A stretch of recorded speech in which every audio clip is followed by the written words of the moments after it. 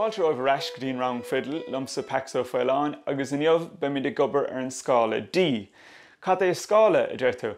Well, scála ná 8 nóta in í go chéile agus breathann sé ar 1 nóta ar dos níon tú. So be mí de gobar ar an scála D inniuh agus taspána méid díobh ar dús conas mar uaimníonn sé sin.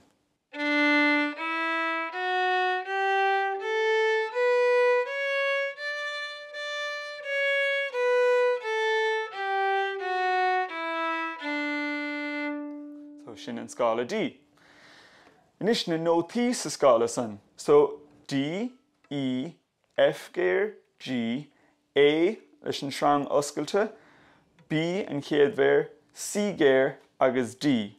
Tá sé anna háchtach bar de bhéir úsáid is tú a chur na srangana nach gurn tú an písa laum an san, chur bar de bhéir an aice leis an ingen.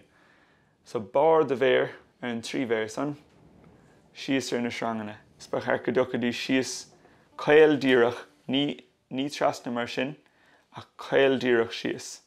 So tá tú gúsáid an trí bhéir sin as chun tú iad ceanna í go chéile son céad bhéir, dara méir, tríú méir, an san srang oscailte A, B, C géir agus D.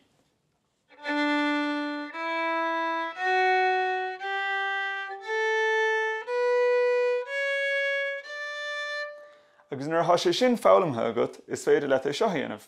Má aithríonn tú an bogha le 6 dhá bogha in an bogha amháin de gach nóta.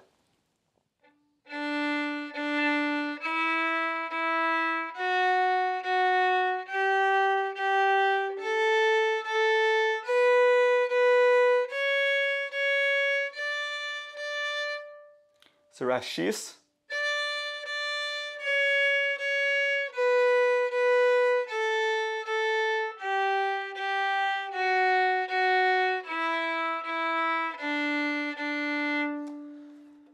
So sin go bheith an scála D agus asúla gom gur chabhraigh sé.